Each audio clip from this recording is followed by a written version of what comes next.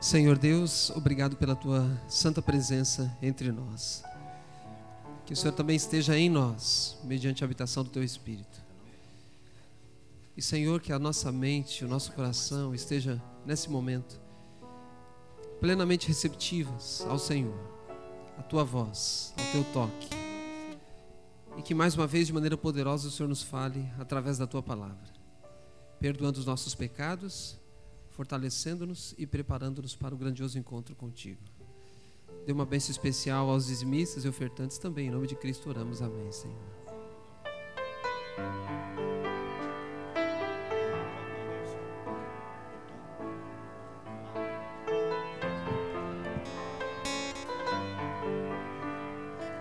Eu vou ler aqui o que está em Êxodo 35:5. O dízimo a gente já sabe, como diz o inglês, that's it. É 10% e ser fini, não tem o que pensar. Agora as ofertas diz assim: tomai do que tendes, uma oferta para o Senhor. Tomai do que tendes, não é para tomar do que você não tem, é do que você tem. Uma oferta ao Senhor, cada um cujo coração é voluntariamente disposto. Então a gente dá do que propôs o nosso coração e trará por oferta alçada ao Senhor ouro, prata e cobre. Não é o nosso caso, a gente traz o dólar mesmo, né? Que é o que nós temos. Mas louvado seja Deus, vamos cometer um coração aberto para doar aquilo que nos está proposto no coração.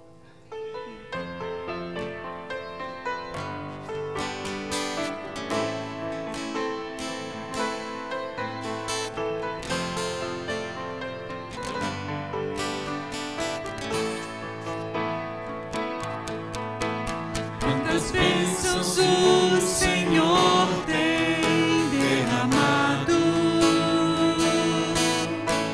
nossas vidas Ele tem com amor cuidado, nosso coração transborda em sincera gratidão, em respostas devolvemos o que é teu, somente a ti, Senhor, somente a ti, Senhor, devolvemos o que é teu em gratidão,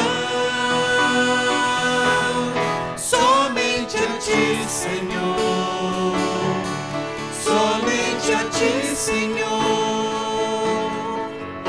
Devolvemos o que é teu em adoração.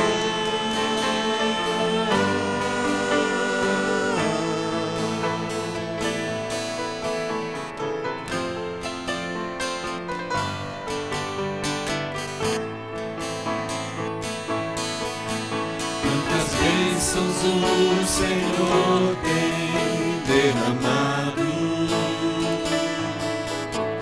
nossas vidas Ele tem com amor cuidado,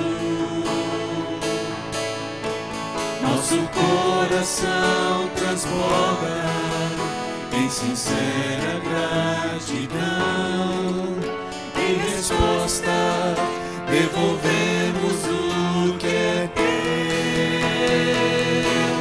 somente a ti, Senhor,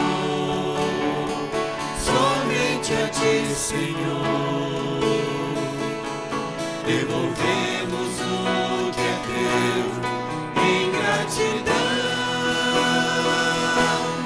somente a ti, Senhor, somente a ti, Senhor, nós devolvemos o que é teu em adoração.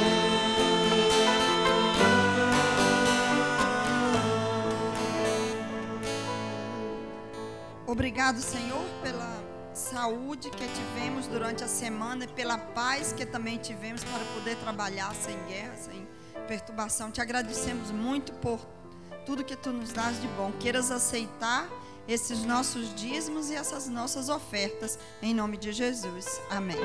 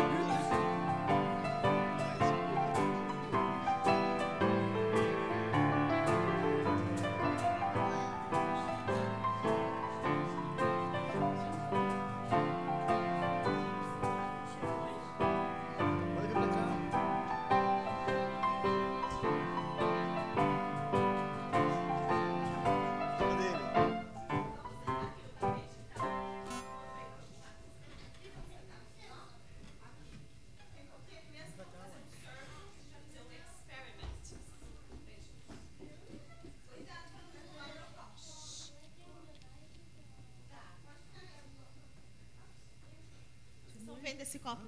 Você está vendo ele? Vocês estão vendo esse copo d'água? Tá limpinho, não tá? Vamos ver o que acontece quando eu derramo esse pinguinho aqui. Ele não ficou vermelho right away, né? Mas o que está acontecendo? O que esse pinguinho está fazendo? Está espalhando. Está twirling around a água, não é? E está espalhando. Vamos continuar vendo. Assim, igual esse pinguinho de... E você não está ouvindo, não? Não? Ok, então eu vou usar o microfone. Esse pinguinho de tinta que caiu na água e foi swirling around, devagarzinho ela vai deixar a água vermelha. E assim é o pecado no nosso coração.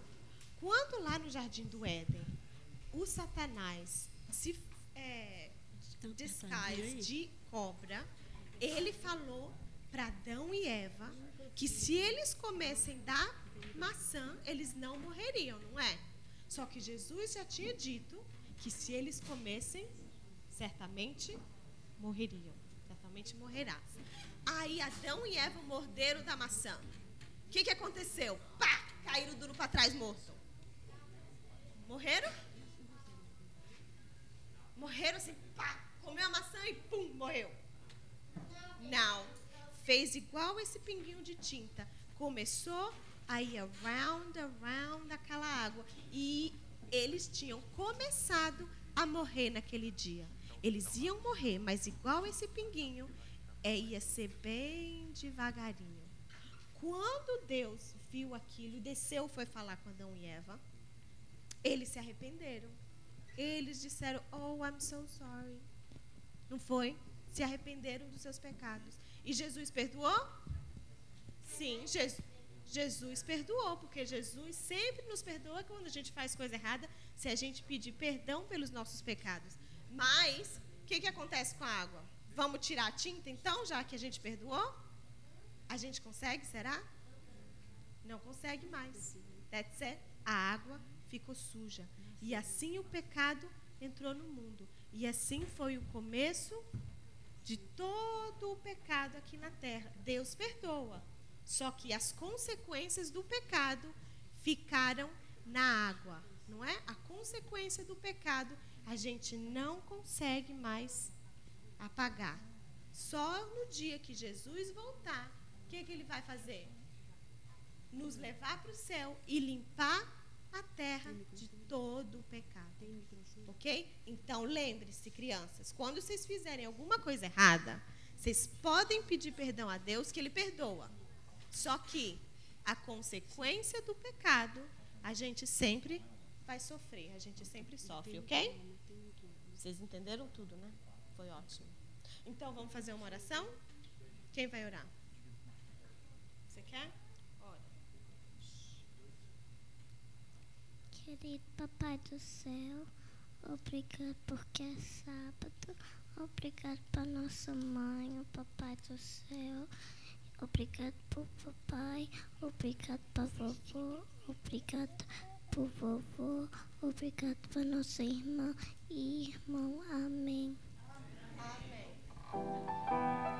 Peraí.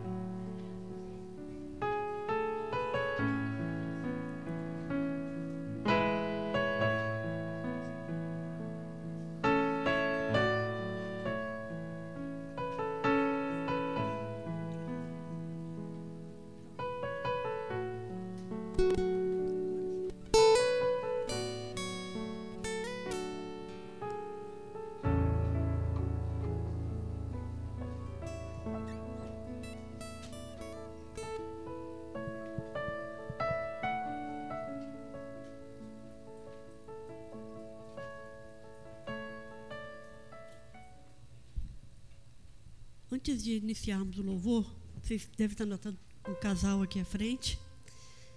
O Júnior Prato e a Adriana Prato. Eles são de São Paulo, do grupo Projetarte. Se vocês forem no YouTube, vocês vão ver inúmeras músicas desse grupo. E eles hoje prontamente aceitou cantar no nosso louvor. Muito obrigada a vocês.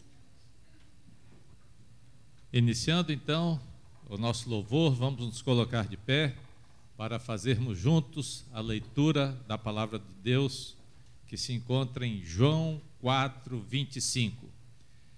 Disse a mulher: eu sei que o Messias, chamado Cristo, está para vir. Quando ele vier, explicará tudo para nós.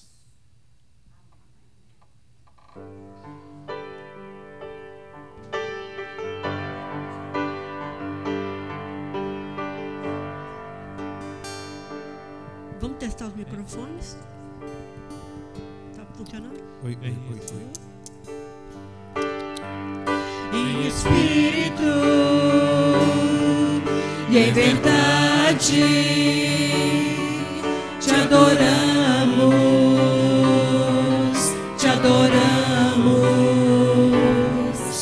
em espírito e em verdade te adoramos,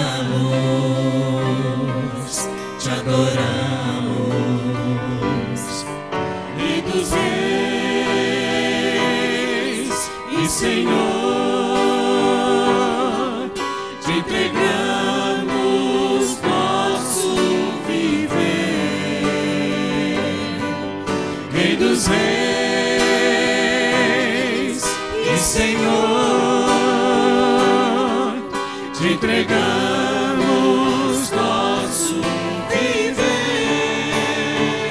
pra te adorar, ó Rei dos reis. Foi que eu nasci, ó Rei Jesus. Meu prazer é te louvar, meu prazer é estar nos átrios do Senhor. Meu prazer é viver na casa de Deus, onde tudo é bom. Quem está feliz, diga amém. Estamos felizes. Em verdade te adoramos,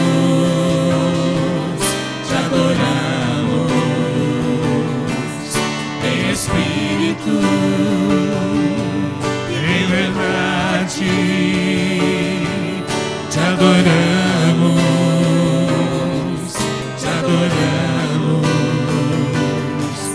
Rei dos reis e Senhor, te entregamos nosso viver. Rei dos reis e Senhor,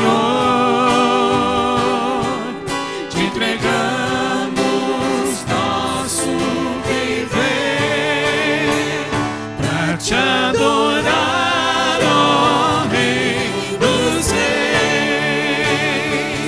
Foi que eu nasci, ó Rei Jesus. Meu prazer é te louvar, meu prazer é estar nos átrios do Senhor. Meu prazer é viver na casa de Deus, onde reinam louvor,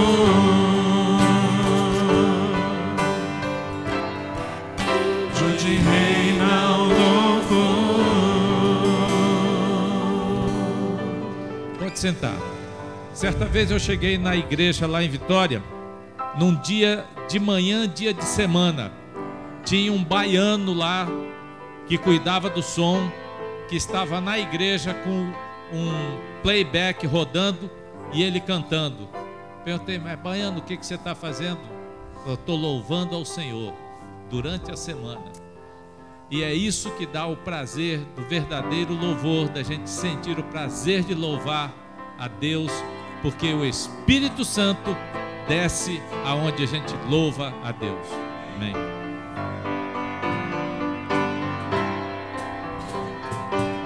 O Santo Espírito desceu do céu em plenitude de poder, e o Pentecostes fez brilhar a luz, e multidões puderam ver. Fiéis em Cristo sem qualquer temor, saíram todos a pregar, e conseguiram mesmo em luta e dor, final vitória conquistar. Ó Deus bendito, hoje também vem conceder-nos tua graça e teu poder. Eis nossa prece, vem perto estar, vem tua igreja aqui reavivar. Só pela fé o justo vai viver, na Bíblia vamos encontrar. Jesus, portanto, nos dará poder, devemos crer e confiar. Os que esperam sempre no Senhor, paz e alegria hão de achar, receberão de Deus constante amor e graça para testemunhar. Ó Deus bendito, hoje também vem conceder-nos tua graça e teu poder. Eis nossa prece, vem perto estar, vem tua igreja aqui reavivar.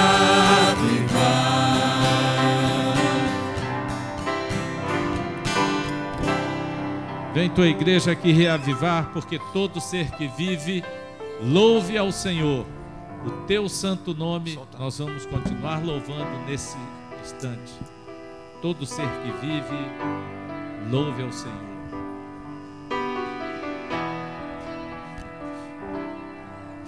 Toda criatura se derrame aos seus pés. Todo ser que vive, louve o nome do Senhor. Toda criatura se derrame aos seus pés. Ao som da sua voz, o universo se desfaz. Não há outro nome comparado ao grande eu sou. E mesmo sendo pó, com tudo que há em mim, confessarei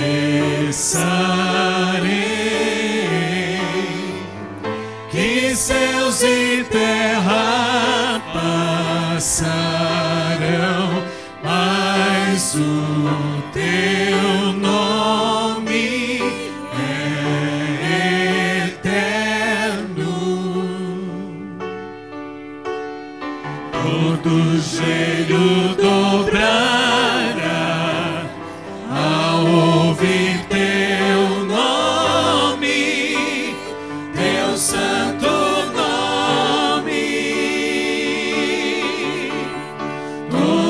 se confessará,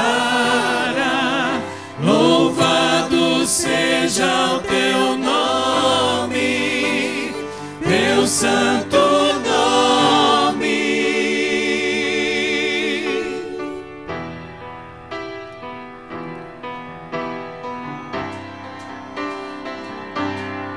Todo ser que vive, Ouve o nome do Senhor, toda criatura se derrame aos seus pés, ao som da sua voz, o universo se desfaz. Não há outro nome comparado ao grande eu sou. E mesmo sendo pó, com tudo que há em mim, confessarei que céus e terra passarão, mas o teu nome é eterno. Todo joelho dobrará ao ouvir teu nome, teu santo nome. Todo ser confessará, louvado seja o teu nome, teu santo nome. Todo joelho dobrará ao ouvir teu nome, teu santo nome. Todo ser confessará, louvado seja o teu nome, teu santo nome. E mesmo sendo pó, com tudo que há em mim, confessarei que céus e terra passarão, mas o teu nome é eterno.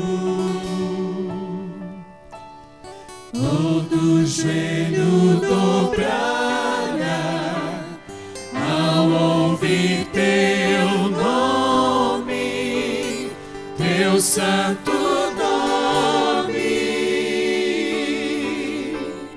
Todo ser confessará, louvado seja teu nome, teu santo nome. Louvado seja o nome do Senhor Jesus. Aleluia. Aleluia. Nasce em mim, ó Senhor. Nasce em mim e me salva.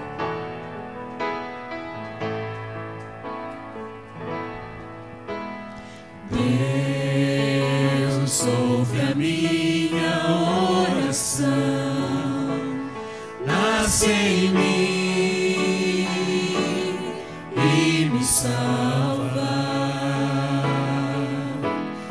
Deus, ouve a minha oração, nasce em mim e me salva. Nasce em mim, nasce em mim, nasce em mim, apaga o meu pecar. Nasce em mim, nasce em mim, nasce em mim e salva a minha vida.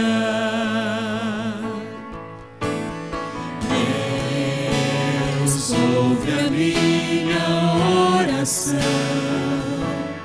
nasce em mim e me salva. Deus ouve a minha oração, nasce em mim e me salva. Nasce em mim, concede poder para vencer as tentações. Nasce em mim, nasce em mim, apaga o meu pecado. Nasce em mim, nasce em mim, nasce em mim e salva minha vida. Nasce em mim, nasce em mim, nasce em mim e apaga o meu pecado. Nasce em mim, Nasce em mim e concede bons pensamentos a nós todos. nasce em mim, nasce em mim e salva minha vida. Nasce em mim e salva minha vida. Somos salvos em Jesus. Amém.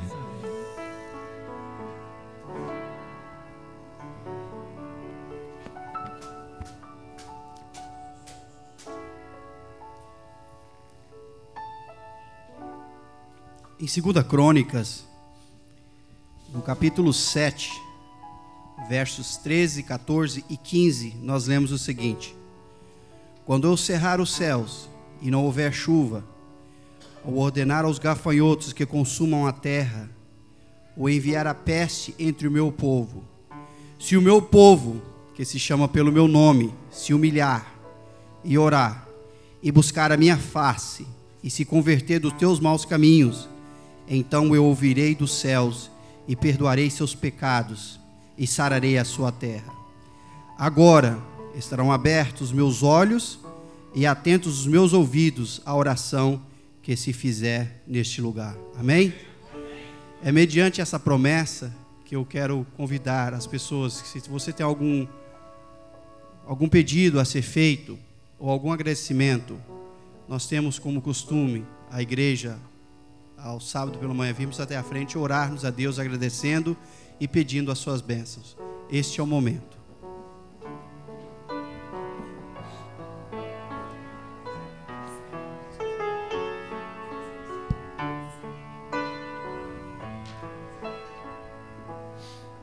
Oremos.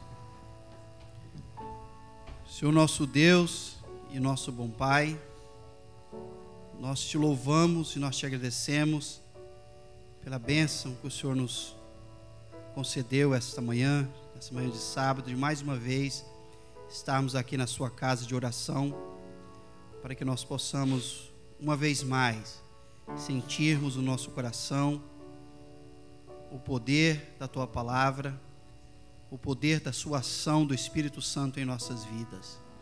Nós te louvamos por isso, ó Deus. Pedimos ao Senhor também que o Senhor tenha misericórdia de nós.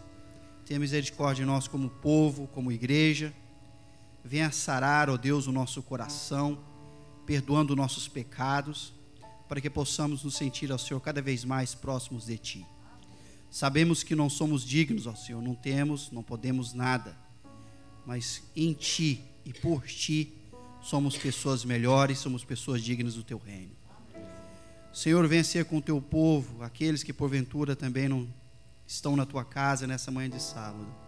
Que o Senhor possa estar com eles, que eles possam sentir o toque do Espírito Santo em suas vidas. Te louvamos e agradecemos pelas bênçãos que o Senhor tem dispensado a nós até aqui, pois até aqui o Senhor nos trouxe e até aqui o Senhor nos manteve. E pedimos ao Senhor que continue conosco nessa manhã. O Senhor continua conosco, ó Deus, na vida diária, que o Senhor possa, ó Deus, atender o anseio que nós temos no nosso coração, aquele que porventura nós ainda não revelamos aos nossos irmãos, aos nossos amigos, porque nós achamos que não há mais solução e não há mais do que se lamentar, do que pedir. Mas o Senhor sabe que nada, Senhor, ainda é impossível para Ti. O Senhor é capaz de ressuscitar-nos entre os mortos, se preciso for. Que o Senhor possa, ó Deus, dar no nosso coração a certeza de que nós vamos e nós iremos receber a vida eterna. E que nós possamos, ó Senhor, estar firmes na Tua palavra, a cada dia. É o que nós te pedimos, e o que nós te agradecemos na pessoa de Cristo Jesus, o nosso Salvador. Amém. Amém. Deus, ouve a minha oração, nasce em mim e me salva. Amém. Amém.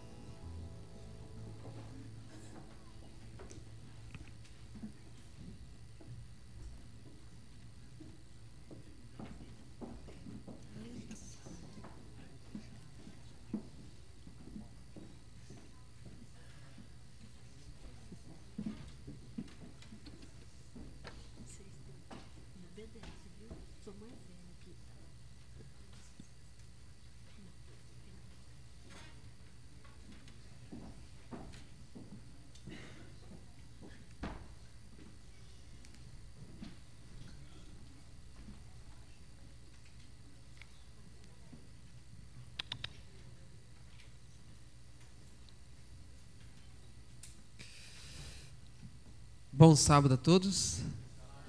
Feliz sábado. Deus seja louvado pela sua presença nessa manhã mais uma vez. Eu quero reforçar o convite dos cultos de sexta-feira, que estavam sendo realizados no domingo. Então, toda sexta-feira às 8 horas, nós estamos dando continuidade aos temas doutrinários. E ontem falamos sobre saúde. Sexta-feira que vem daremos continuidade e eu conto com a sua presença. Nessa manhã, nós vamos tratar de um assunto que mexe muito comigo. Na verdade, todos os assuntos que eu trago aqui precisam mexer comigo primeiro.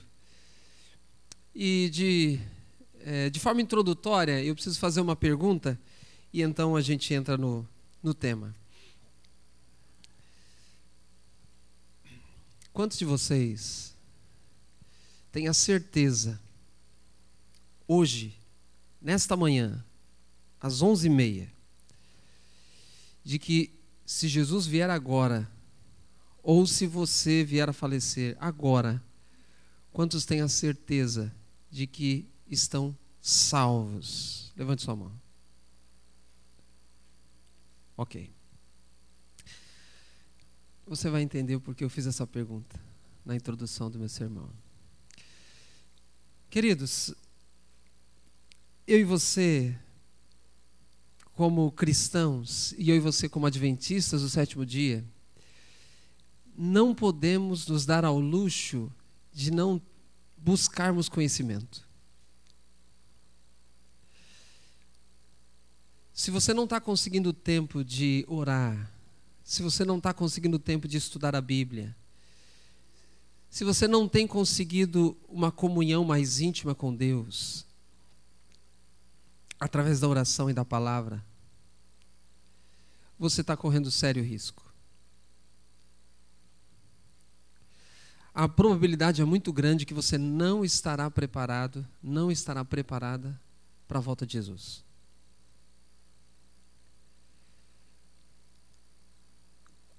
Ontem, pregando aqui sobre algo que não tem nada a ver com o sermão desta manhã, mas tendo como base o sermão dessa manhã, porque eu já tinha na cabeça o que eu ia apresentar, eu fiz um apelo ontem.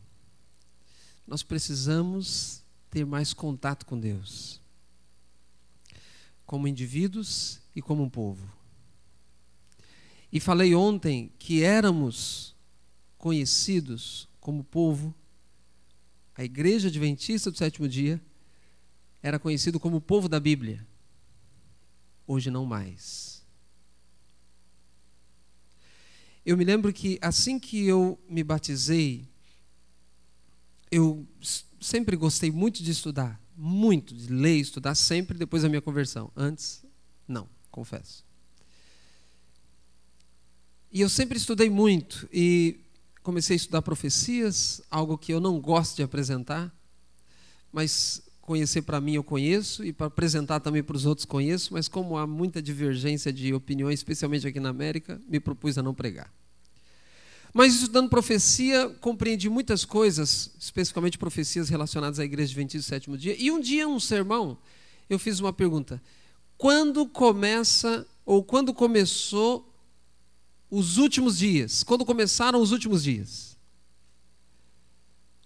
E eu pedi para a pessoa que soubesse, levantasse a mão para me responder. Numa igreja maior do que essa, apenas 2 ou 3 pessoas levantaram a mão. E ali, a partir dali, eu comecei a perceber que eu precisava me inteirar mais ainda de conhecimento das profecias e da Bíblia como um todo, e apresentar isso. E eu tenho feito isso nos meus quase 20 anos de adventista, mesmo antes de ser pastor. Fui para a faculdade, e na faculdade de teologia, já disse isso aqui, o professor Albert Tim, que está aqui na América, ele dizia: hoje a teologia está num patamar, o ensino da teologia está em outro patamar e a prática está em outro ainda. Então ele dizia para nós, como futuros pastores naquela ocasião: é missão de vocês tentar unir esses 3 patamares, pregando, conhecendo mais a teologia, estando inteirados mais da teologia e pregando mais esse conhecimento, para que a prática também seja nivelada. E é isso que eu estou tentando fazer nesses quase meus 20 anos de adventista. O sermão de hoje é um estudo sobre o sacerdócio. É um estudo simples, porque se a gente fosse estudar aqui sobre o sacerdote, a gente poderia ficar aqui pelo menos uma semana. Pelo menos. Então, eu vou só apenas tocar com as pontas dos dedos. Vou pedir para você abrir sua Bíblia no livro de Números, capítulo 8. Números, capítulo 8. Capítulo 8 de Números.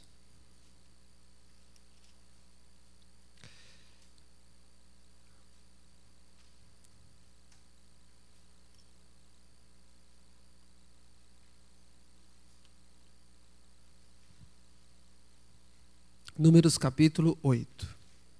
Você sabe aí que Números está lá no comecinho da Bíblia, depois de Gênesis, Êxodo, Levítico, Números. Números 8. Deixa eu fazer uma pergunta. Todos aqui estão com Bíblia? Há alguém aqui sem Bíblia? Levante sua mão. Queremos emprestar uma Bíblia para você acompanhar o texto conosco. Todos têm Bíblia? Ok? Muito bem. Números capítulo 8, verso 17. Números 8, verso 17. Nós lemos assim: porque meu, Deus está dizendo, porque meu é todo o quê? Primogênito. O que é um primogênito? Primeiro filho. Então Deus está dizendo assim, dentre o povo de Israel, Deus está dizendo: todo primogênito é meu. Irmão Gerson, eu sei que você está dando um zoom aí, é melhor realmente focar mais em mim, então vou procurar me movimentar menos, ok? Vou dar um passinho só para cá, um passinho só para lá, para não desfocar tanto. Então o verso, você vê que eu já estou prometendo, porque eu não vou ficar estático, né? Eu vou dar um passinho para cá, um passinho para cá, mas bem pouca coisa. Porque quando eu dei um passo para cá, ele se levantou rapidinho, coitado. Então eu já percebi isso aí. Então no verso 17 de Números 8, nós vemos que o primogênito era de Deus. Todo filho primeiro que nascia dentre as mães de Israel, esse filho teria que ser consagrado a Deus. E haveria uma oferta. Aí entra aquele resgatador, então eles teriam que pagar um resgate, o processo de resgate, pagar um resgate para que aquele filho pudesse ser, obviamente, daquela mãe, etc, etc. Aí isso daria um outro sermão com base no Samuel, no nascimento de Samuel, etc. Mas o verso 17 está dizendo que meu é todo primogênito entre os filhos de Israel, tanto de homens como de animais. No dia em que na terra do Egito feri todo primogênito, os consagrei para mim. Lembre-se do que Deus está dizendo aqui? Quando Moisés foi tirar o povo do Egito, uma das pragas, ou a última praga, foi o quê? A matança dos primogênitos dos egípcios. E Deus está dizendo aqui, os primogênitos todos eram para ter morrido. O que salvou vocês foi o sangue na porta. Lembra-se disso? O sangue na porta. Mas o primogênito eu salvei pela minha misericórdia. Então o primogênito é meu. Aí Deus dá uma abertura. Paga um resgate para o sacerdote e ele volta a ser seu filho. Mais ou menos isso aí para você entender a linguagem bíblica. Agora, depois dos primogênitos, Deus dá um passo além. Os primogênitos são meus.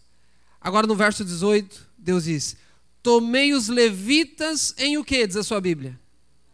Em lugar dos primogênitos. Já que vocês estão resgatando os primogênitos, porque foi a ordem de Deus mesmo, Deus é tão misericordioso, ele fala, o primogênito é meu. Aí a mãe vai dizer, mas Senhor, só vai tomar o meu filho. Aí Deus fala, então tá bom, paga o resgate então. Porque era para ter morrido lá. Paga o resgate então. Paga o resgate.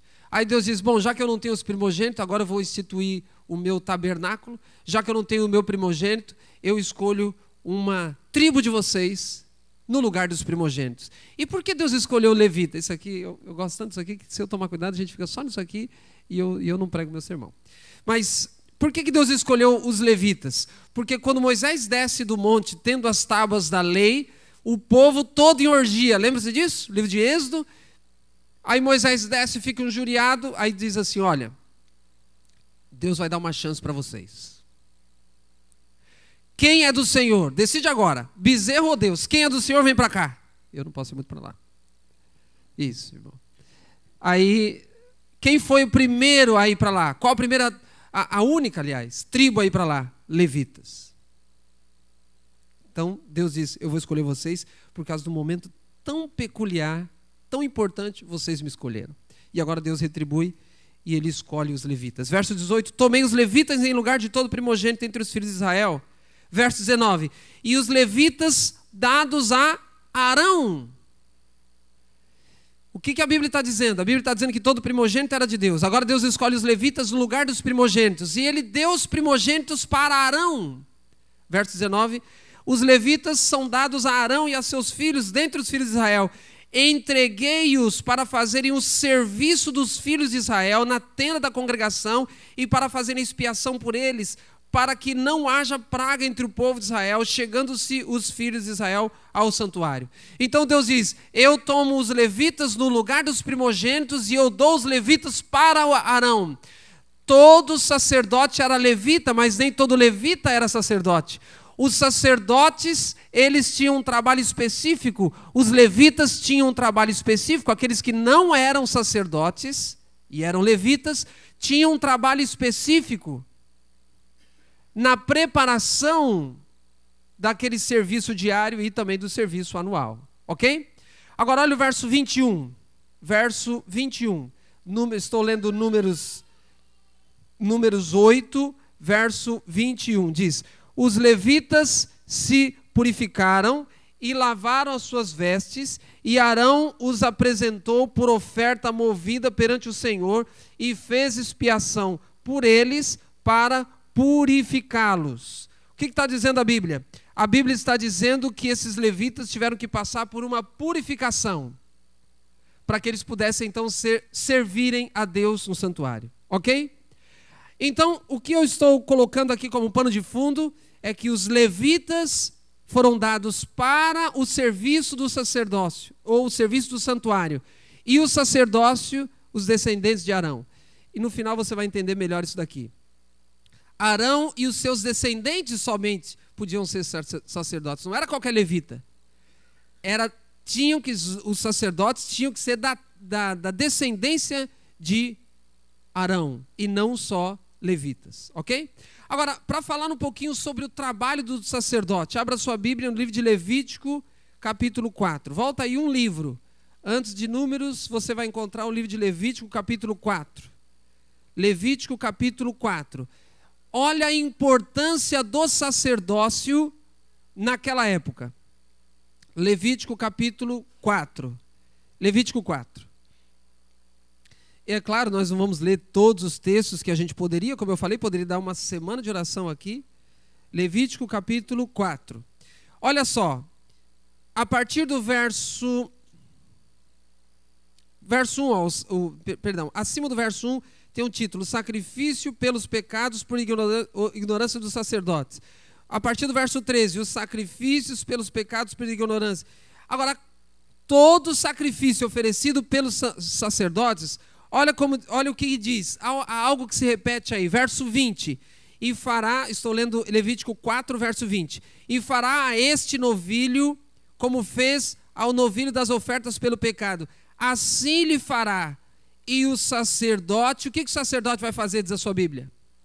O sacerdote, o que diz a sua Bíblia? Por eles fará expiação. E eles serão o quê? Perdoados. Havia pecado entre o povo, sim ou não? Eram seres humanos como eu e você, sim ou não? Eram pecadores? Eram. E Deus, então, por meio do ministério dos sacerdotes, dava o quê para o povo? Perdão. Eu vou explicar já já. Olha o que diz o versinho 26. Toda a gordura da oferta queima-la sobre o altar. São ofertas distintas. Como a gordura do sacrifício pacífico. Ponto, vírgula. Assim, final do verso 26, o sacerdote fará expiação por ele no tocante ao seu pecado. E o que diz a sua Bíblia? Se lhe será perdoado. Falando de outro tipo de sacrifício, no versinho 31, a última parte. Verso 31, a última parte. E o sacerdote fará expiação pela pessoa. E o que diz a sua Bíblia? Lhe será perdoado. A última parte do verso 35, que é o último verso do capítulo 34 de Levítico 4. Assim, estou lendo o verso 35, a última parte. Assim o sacerdote por essa pessoa fará expiação do seu pecado que cometeu. E o que diz a sua Bíblia? Lhe será perdoado. Capítulo 5, verso 16. A última parte, capítulo 5, a última parte do verso 16. Assim o sacerdote com o carneiro da oferta pela culpa fará expiação por ele. E o que diz a sua Bíblia? Será perdoado. Deus, através do ministério do sacerdote, confere aos seres humanos o que diz a sua Bíblia? Perdão. E agora eu preciso gastar uns 5 minutos para explicar para você como é que funcionava isso. Quando a pessoa pecava, um judeu pecava, ele pegava um animalzinho. Quando era uma pessoa muito pobre, pegava uma pombinha, levava para o santuário.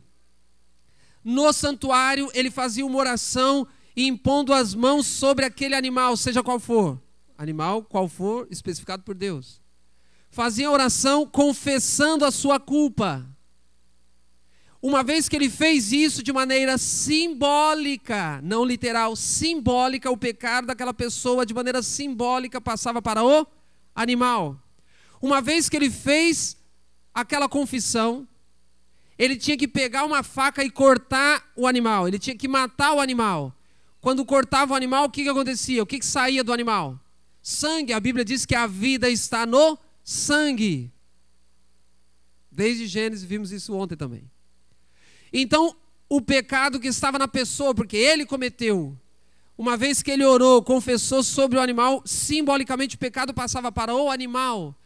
Quando ele corta o animal, sai sangue, aquele sangue era colhido. A partir daqui a pessoa não podia fazer mais nada. Ela só poderia entender que cometeu um erro, confessar esse erro sobre a cabeça do animal e matar o animal. Só isso ela fazia. A partir daqui o sacerdote pegava esse sangue e ele adentrava o santuário na parte santa. Enquanto o penitente ficava do lado de fora torcendo para que desse tudo certo. O sacerdote entrava então e aspergia aquele sangue em partes específicas do santuário. O que é isso? Simbolicamente a transposição do pecado. Transferência do pecado. Da pessoa que pecou para quem? Para o animal. E pelo sangue, já que a vida está no sangue, pelo sangue esse pecado passava para onde? Passava para onde? Para o santuário, porque o sangue foi aspergido lá. Então o pecado do pecador passava para o substituto, o animal. E por meio do sangue passava para onde? Para o santuário. E através desse ministério dos sacerdotes, a pessoa recebia o perdão. Só que, como cantamos aqui, cancela o meu pecado. O pecado estava cancelado? A resposta é não. O pecado que simbolicamente passara do pecador para o substituto, o animalzinho, pelo sangue fora transferido para o santuário, mas o pecado ainda estava lá. O pecado não havia sido apagado ainda. Todos os dias era feito esse ritual. E alguém pergunta, e aqueles judeus que não participavam desse ritual, que não queriam participar, eram os chamados, especialmente no livro de Lucas, pecadores, pessoas que cerimonialmente na visão dos judeus eram separados da sociedade. Antes da inauguração do ministério do templo, de manhã e à noite era feito um sacrifício de abertura dos trabalhos daquele dia. Antes de começarem a trazer, os judeus começarem a trazer os sacrifícios, se fazia um sacrifício de manhã e se fazia um sacrifício à tarde. Esse sacrifício, ele servia para essas pessoas, talvez impenitentes, dentro da nação judaica. Mas o fato é que todos os pecados passavam para a vítima, no caso o substituto, e do substituto para o santuário. E era necessário então uma purificação do santuário, onde aí sim o pecado seria cancelado, anulado. Isso era feito um dia por ano, chamado dia da expiação. Só para você entender. Queridos, tudo isso foi aplicado a Cristo Jesus. Jesus é o nosso Cordeiro. O seu sangue foi derramado em nosso favor. Ele não é só a vítima, ele não é só o cordeiro, mas ele também é o sacerdote. E ele não é só a vítima, ele também não é o sacerdote. Ele é a vítima, ele é o sacerdote, ele é o sumo sacerdote. Porque ele faz a ministração na primeira parte do santuário, oferecendo o seu sangue, e ele faz a ministração na segunda parte do santuário, como sumo sacerdote. Só poderia entrar no terrestre uma vez por ano. Eu e você já temos o nosso sangue.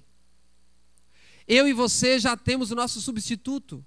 Não é mais preciso matança de cordeiros.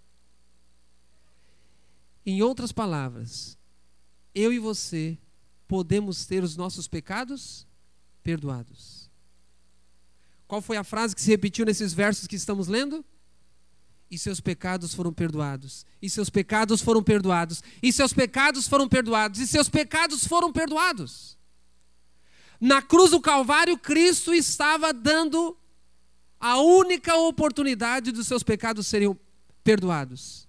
O derramamento de sangue.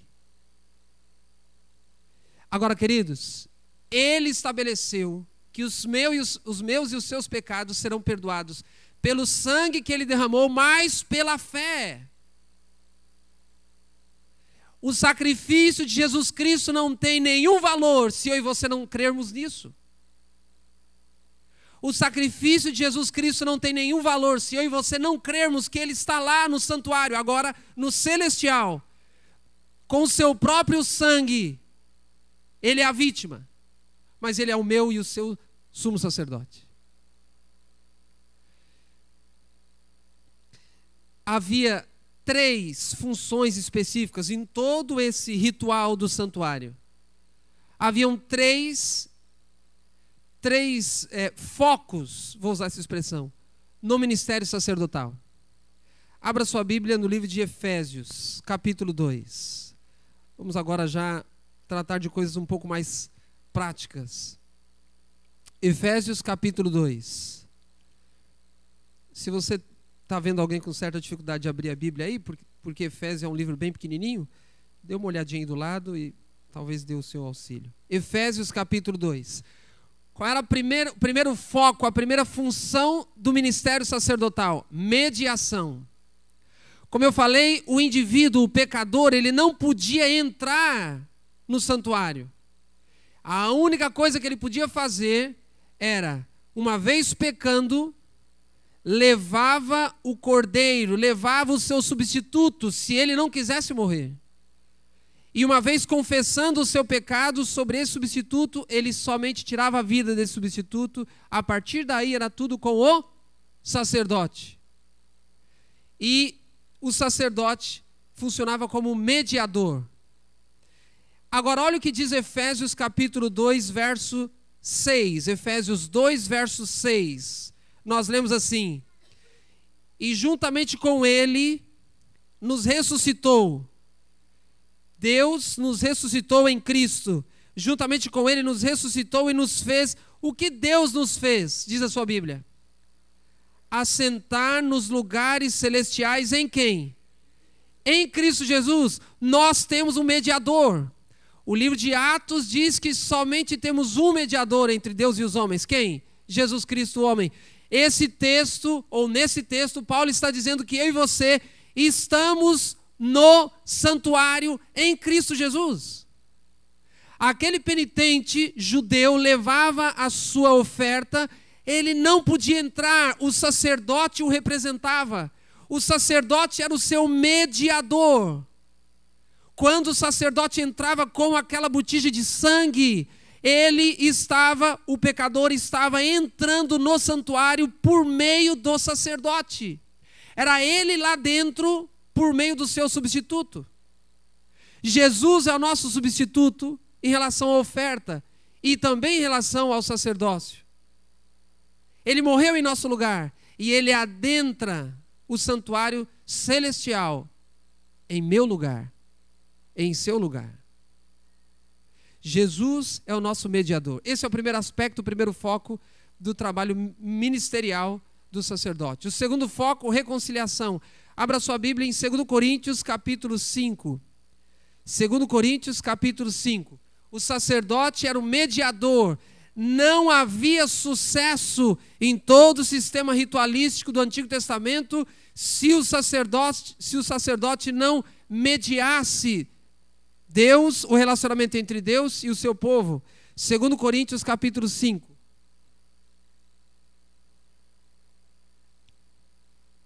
Verso 18. 2 Coríntios 5, 18, lemos assim: ora, tudo provém de Deus, o que Deus fez? Nos reconciliou consigo mesmo por meio de quem? Por meio de Cristo Jesus, e nos deu o ministério da reconciliação. Aqui eu já entro na segunda parte do meu sermão nessa manhã. Aqui Paulo está dizendo que Cristo Deus já nos reconciliou com Ele mesmo através de quem? De Cristo Jesus. Eu e você podemos ter acesso ao santuário celestial onde Deus está, em Cristo Jesus. Já estamos reconciliados com Deus. Lembra que diz Isaías 59, verso 2? Os nossos pecados fazem o quê? Separação entre nós e Deus. Essa separação já não existe mais. Cristo Jesus é a ponte. Ele é o mediador e ele já operou a reconciliação. Na verdade, essa reconciliação já está acontecendo desde o Éden. Lembra-se que já estudamos aí na lição? Inimizade. O que é Deus colocando inimizade entre nós e o pecado? É a reconciliação com Deus. Se temos amizade para com o pecado, nós estamos distantes de Deus. Se temos inimizade para com o pecado, que é o que Gênesis 3,15 diz, nós temos amizade para com Deus, porque não há aqui como juntar essas duas coisas. Por meio do ministério do sacerdote, eu e você já somos reconciliados com Deus. Eu e você estamos reconciliados com Deus. Só que o verso 18, Paulo diz que há um ministério da reconciliação. E no verso 19 ele diz, a saber que Deus estava em Cristo, reconciliando consigo o mundo. Ele é o sacerdote, não imputando aos homens as suas transgressões. O que significa essa frase? Não imputando aos homens as suas transgressões. A Bíblia diz, o salário do pecado é o quê? A morte, mas Deus não imputou aos homens as suas transgressões. A palavra teológica aqui, imputada, Deus imputa a sua justiça. Ele não imputa o seu pecado. Se você aceitar o seu substituto, Deus não vai imputar a você os seus pecados, Ele vai imputar em você a sua justiça. Porque eu e você não temos justiça, nós temos pecado. Então Ele faz uma troca, não imputando aos homens os seus pecados, e nos confiou a palavra da reconciliação. Verso 20, de sorte que somos embaixadores em nome de Cristo, como se Deus exortasse por nosso intermédio. Deus, grava essa frase, no final você vai entender. como se Deus exortasse pelo nosso intermédio. Deus fala por meio intermédio, Deus fala pelo seu intermédio, porque também somos, de certa forma, sacerdotes. Você vai entender isso melhor no final. E em nome de Cristo, Paulo faz um apelo aí no final do verso 20. Qual é o apelo dele? Em nome de Cristo, irmãos, o que está escrito na sua Bíblia no final do verso 20? Vos reconcilieis com Deus. Mas não há uma contradição aqui? O que diz o verso 18? Deus que nos, o que diz aí? Reconciliou. Essa palavra está no passado, sim ou não? No passado. Agora no verso 20 ele diz: rogamos que vos reconcilieis. Ora, se já estamos reconciliados, por que ele está fazendo um apelo para nos reconciliarmos? Deus já reconciliou conosco, mas vem a pergunta: nós estamos reconciliados com Deus? Deus está disposto a nos salvar, nós estamos fazendo por onde Deus nos salvar? Essa é a questão. Primeiro aspecto do ministério sacerdotal, mediação. Segundo aspecto, reconciliação. Terceiro aspecto, santificação. Hebreus. Abra sua Bíblia no livro de Hebreus, capítulo 12. Hebreus, capítulo 12. Hebreus, capítulo 12. Primeiro aspecto, mediação. Segundo aspecto, reconciliação. Terceiro aspecto, santificação. Hebreus 12, verso 14. Segue a paz com todos e a santificação, sem a qual, o que diz a sua Bíblia no verso 14? Ninguém verá o Senhor. Então qual é o processo aqui do sacerdócio? O ministério do sacerdote, ele intercede por mim e por você. Ele é o meu e o seu substituto. Com isso ele nos reconcilia com Deus e nos dá poder. Processo de santificação se torna uma realidade na minha e na sua vida, e quando Jesus voltar como sumo sacerdote, nós vamos estar com ele. Muito bem. Agora, queridos, eu quero partir para a parte final do meu sermão e mencionar para você algo que era também a função do sacerdote e que fica muito mais claro quando entendemos essa função do sacerdote que vamos ver agora. Fica muito mais claro quando vamos para o Novo Testamento e vamos entender o sacerdócio atual. Abra sua Bíblia no livro de Malaquias. É o último do Antigo Testamento. Entre o Antigo e o Novo Testamento, Malaquias capítulo 2. Antes de Mateus um pouquinho aí, já que Mateus é o primeiro livro do Novo Testamento. Malaquias é o último do Antigo. Malaquias capítulo 2. Malaquias capítulo 2. Havia apostasia em Israel. E agora Malaquias capítulo 2, Malaquias se levanta para dar um ultimato para os sacerdotes. Verso 1 de Malaquias 2. Malaquias capítulo 2, verso 1. Se você vê alguém com certa dificuldade aí, dê o auxílio para que todos acompanhemos o texto. Malaquias 2, verso 1. Agora, ó sacerdotes, para vós outros é este mandamento. Para vós outros. Não vamos ler, lógico, todos os versos. Agora a segunda parte do verso 2. Segunda parte. Diz o Senhor dos Exércitos, enviarei sobre vós a maldição e amaldiçoarei as vossas bênçãos. Verso 3. Eis que vos reprovarei a descendência. De alguma forma, os sacerdotes estão fazendo alguma coisa aqui que Deus diz: eu não vou reprovar só vocês, mas toda a descendência de vocês. Agora no versinho 4 ele diz: então sabereis que eu vos enviei este mandamento para que a minha aliança continue com quem? A minha aliança continue com quem? Com os levitas. Lembra que eu mencionei no começo do sermão? Os levitas, com os levitas foi feita essa aliança. Deus diz: eu pego os levitas no lugar de quem? No lugar de quem? Dos primogênitos. Eu pego os levitas e os levitas vão me servir no santuário. Agora havia um problema em Israel, que eu não quero entrar no detalhe histórico aqui, para não tomar tempo. Havia problemas em Israel e Malaquias se levanta em nome de Deus e Deus dizendo: eu vou reprovar toda a descendência dos sacerdotes. Verso 7. verso 6, perdão, verso 6. A verdadeira, o que diz a sua Bíblia? Instrução. Tem alguma outra palavra aí em outra Bíblia? Lei. Verso 6. A verdadeira instrução, ou a lei da verdade esteve aonde? Na sua boca. A tradução aqui também poderia ser ciência. A lei da verdade. A verdadeira instrução esteve na sua boca e a injustiça não se achou nos seus lábios. Ele está falando quando Deus fez a aliança lá com Levi. Andou comigo em paz, em retidão, e da iniquidade, o que Levi fez? Da iniquidade apartou a muitos. Olha uma das funções do sacerdote. Da iniquidade apartou a muitos. A instrução estava na sua boca. Verso 7. Porque os lábios do sacerdote devem guardar o quê? Conhecimento, a ciência, a instrução. Qual é a ênfase aqui? Eu estou mencionando. Ciência, instrução, era uma das funções do sacerdote, instruir o povo, levar o povo a conhecimento de Deus. Verso 7, porque os lábios do sacerdote devem guardar o conhecimento, da sua boca devem os homens procurar a instrução, porque ele é mensageiro do Senhor dos Exércitos. Mas, verso 8, o sacerdote deve instruir, o sacerdote deve dar a ciência, o conhecimento, mas, verso 8, vós vos tendes desviado do caminho. Deus está falando para os sacerdotes na época de Malaquias. E por vossa o quê? Instrução, ao invés de tirar muitos, apartar muitos da iniquidade, como fez Levi, finalizando lá o verso 6, agora no verso 8, por causa de vós, por causa da vossa instrução, tendes o quê? Diz o verso 8. Tendes feito muitos tropeçar.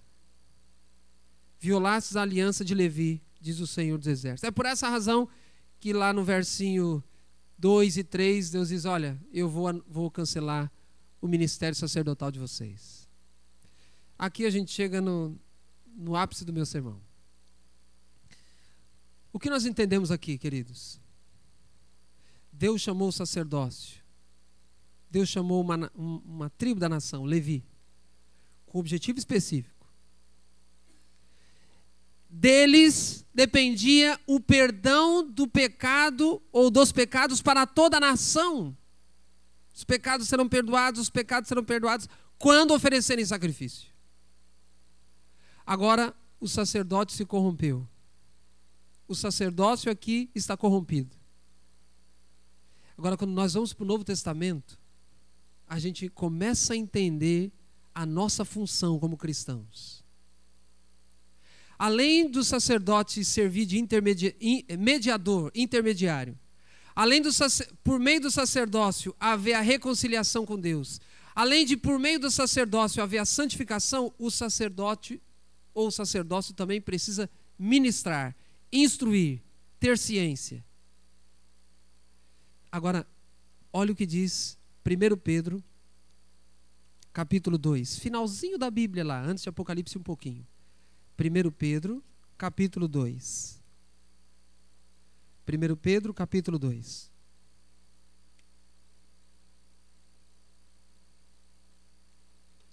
Pedro, capítulo 2. Verso 9. Pedro falando agora da igreja. A igreja cristã, ele não está falando da nação judaica e nem está falando dos sacerdotes judaicos. Jesus já tinha morrido, o véu do santuário já tinha se rasgado, não se fazia mais necessário sacerdotes terrenos. Agora Pedro está falando da igreja cristã, verso 9 de 1 Pedro 2. Vós, porém, sois o quê? Raça eleita, sacerdócio o quê? Sacerdócio real, nação santa, povo de propriedade exclusiva de Deus. Eu e você. E nós somos sacerdotes com que objetivo? O texto diz, a fim de, com o objetivo de, com o propósito de fazer o quê? Proclamar, anunciar as virtudes daquele que vos chamou das trevas para a sua maravilhosa luz. Eu e você fomos chamados sacerdotes atuais. Qual era a função do sacerdócio no Antigo Testamento? Mediador. Por meio dele havia a reconciliação com Deus e a santificação. Entende isso? E com base no livro de Malaquias, havia ciência, instrução, conhecimento. Veja a importância da igreja cristã e, de maneira específica, a importância do movimento adventista. Eu e você, como membros dessa igreja, termos conhecimento, instrução, lermos e estudarmos. Porque a nossa função exige isso. Eu e você precisamos ser instrutores, de alguma forma. Mediadores entre um povo que perece e o Deus que está disposto a fazer o quê? A perdoar. Quando o sacerdote aparecia no templo com sangue, Deus dizia, se você apresentar o sangue, o que se repetiu lá em Levítico 4 que eu li? Eu perdoo, não é isso? Eu perdoo, eu perdoo, eu perdoo. Agora, Deus perdoava os pecados da nação por meio de quem? Irmãos, por meio de quem? Dos sacerdotes. Agora, a Bíblia está dizendo que eu e você somos sacerdotes. Agora, se eu e você não temos a certeza do perdão dos nossos pecados, como nós vamos exercer essa função? Quando eu pergunto para você se você tem certeza hoje da sua salvação, se Cristo vier hoje, você tem certeza da sua salvação? Alguns levantam a mão de forma tímida, outros nem levantam as mãos, e é justificável não, é compreensivo, porque quando fazemos uma pergunta como essa, pensamos no quê? Nos nossos pecados, mas os nossos pecados já foram perdoados em Cristo Jesus. Ele é a nossa oferta, Ele é o nosso sacerdote, e Ele já estabeleceu que a salvação e o perdão dos pecados é pela fé.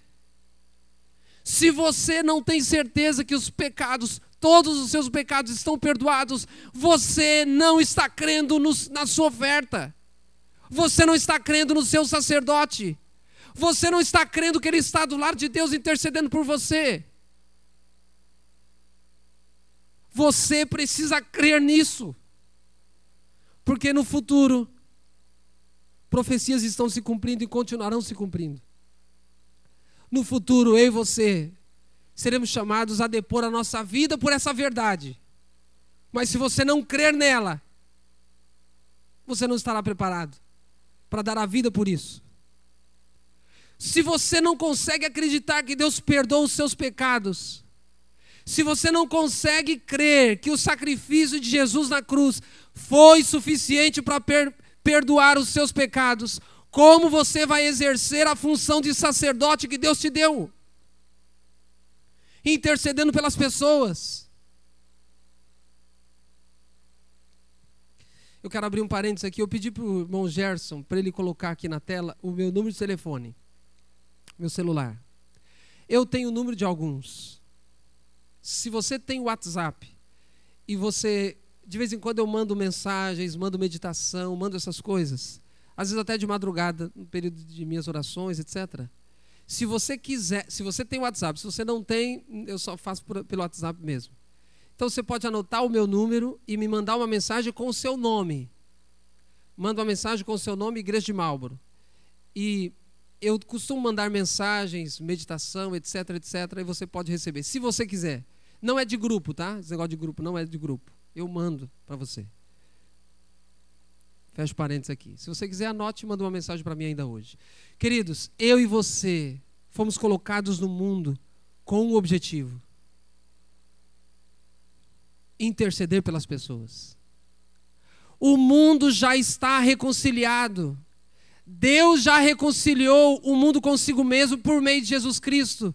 As pessoas aí fora já podem ter os seus pecados perdoados, mas eu e você somos instrumentos de Deus para levar essa verdade, esse conhecimento para as pessoas, essa ciência para as pessoas que elas não têm. Os pecados, quando os cometemos, sejam eles quais forem. Agora você entende Mateus 16. Agora você entende o que Jesus quer dizer aqui em Mateus 16, que infelizmente é muito mal compreendido em nosso meio.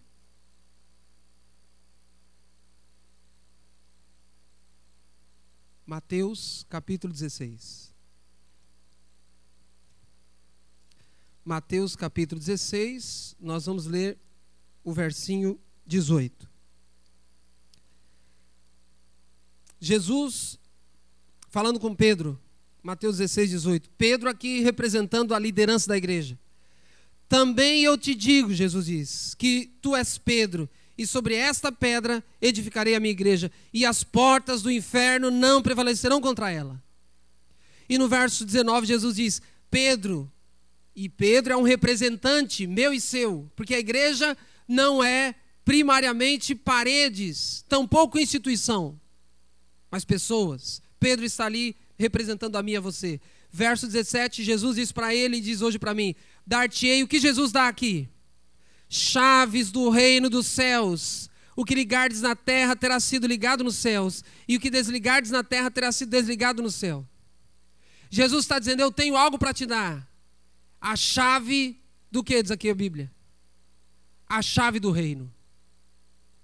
Mas você não vai entender o que é isso se você não entender como Lucas escreveu isso aqui. Como Lucas escreveu isso? Capítulo 11 de Lucas. Olha como Lucas escreveu isso. Lucas 11, verso 52. Lucas 11, 52.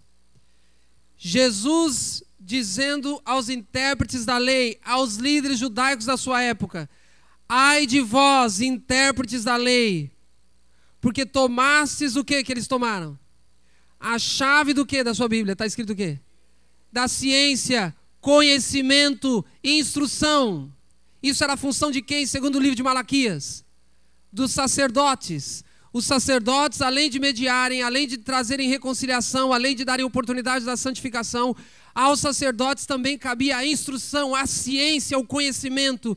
E aqui Jesus está dizendo para os líderes, vocês tomaram a chave da ciência, do conhecimento, mas havia um problema entre eles. Finalizando o verso, Jesus diz, contudo vós mesmos não entrastes e impedistes os que estavam entrando. Será que essa não é uma realidade minha e sua?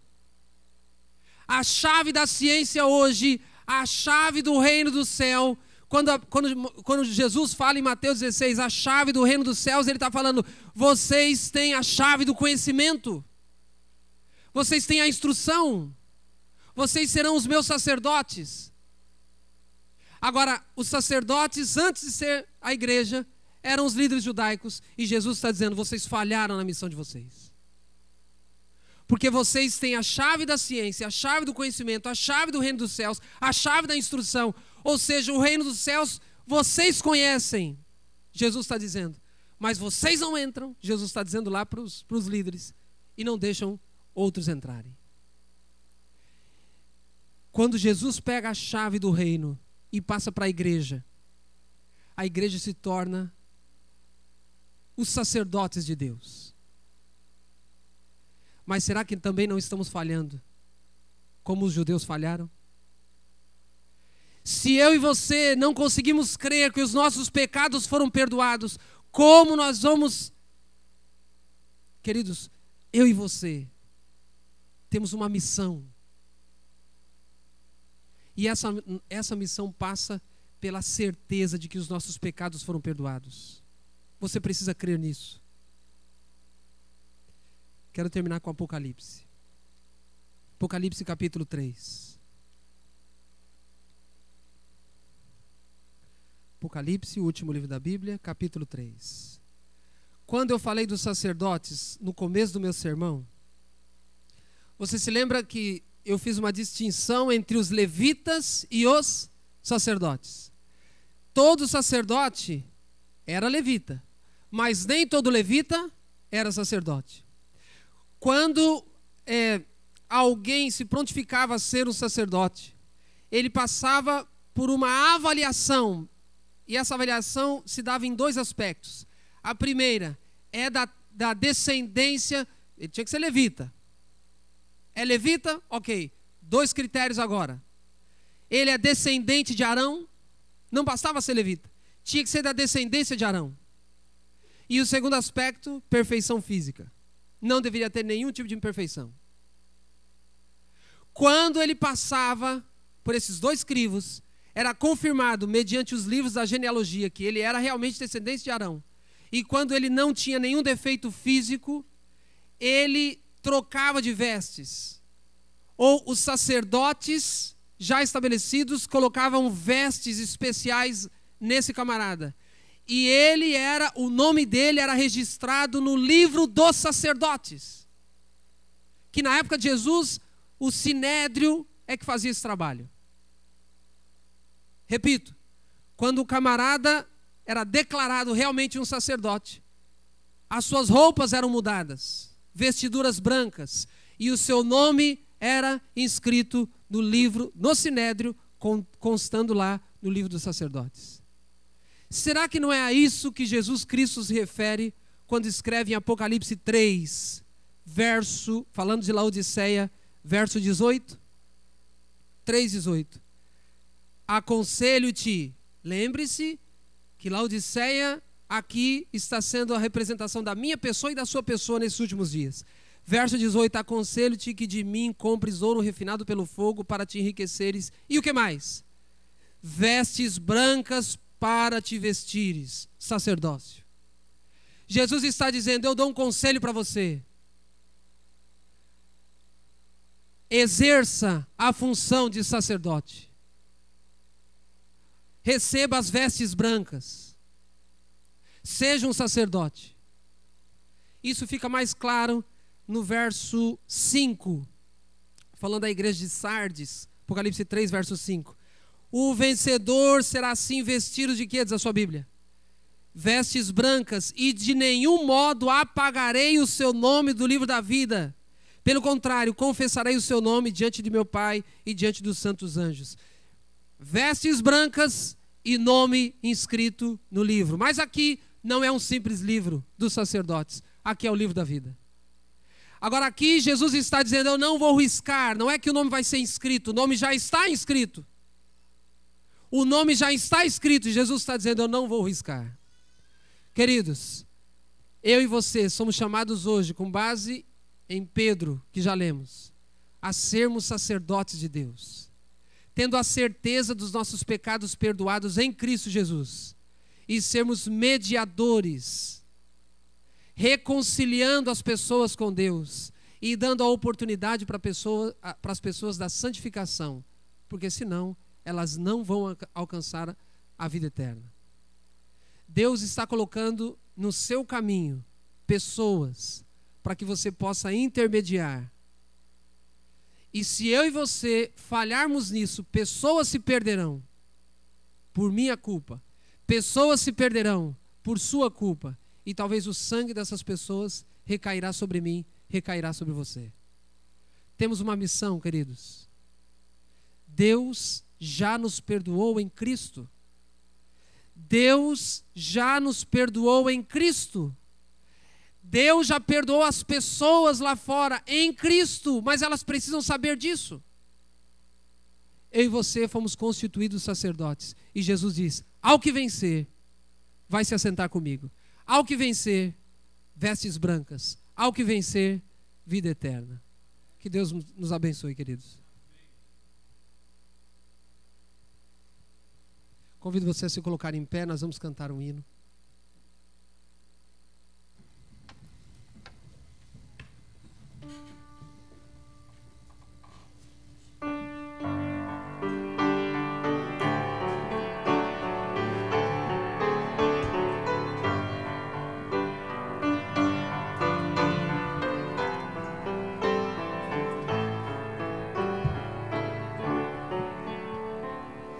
Buscou-me com ternura, Jesus o bom pastor, achou-me na miséria, salvou-me com amor.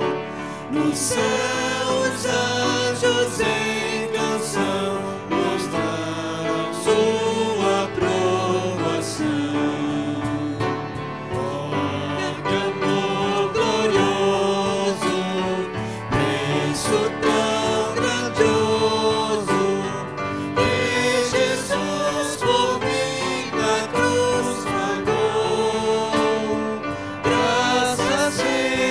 Igual e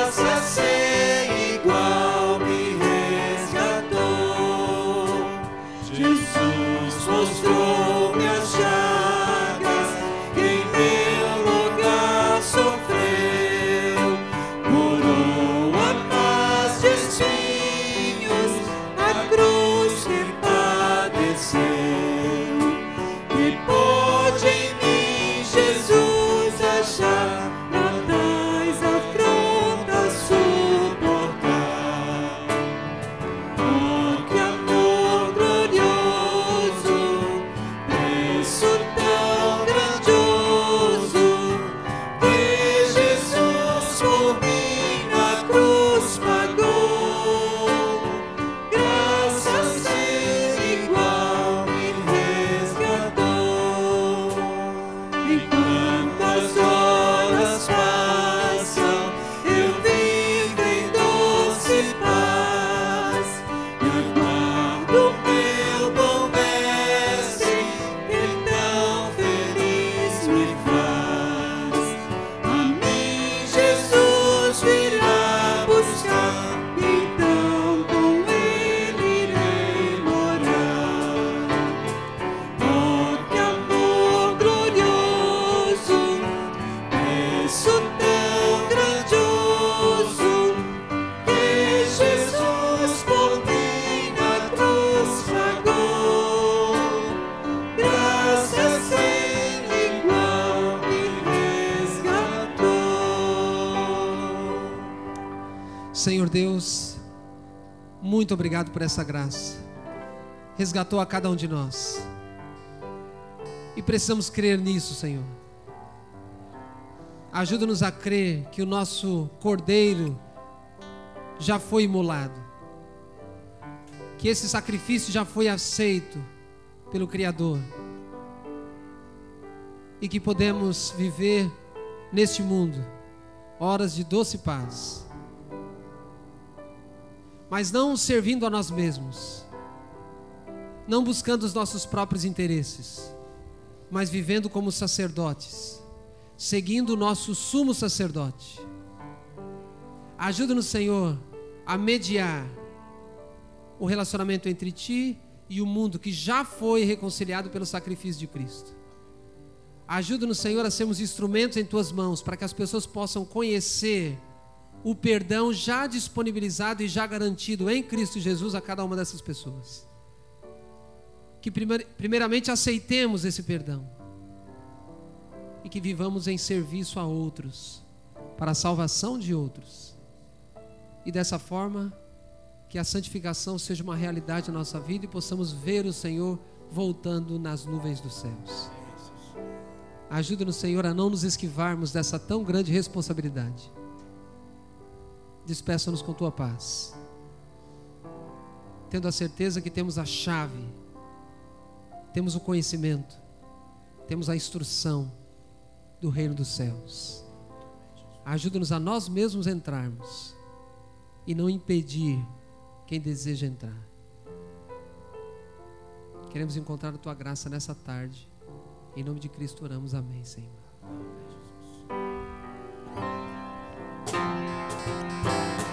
Venha, Senhor, em minha vida, nos quero sempre poder. Quando eu sair deste lugar, que Jesus permaneça em mim. Permaneça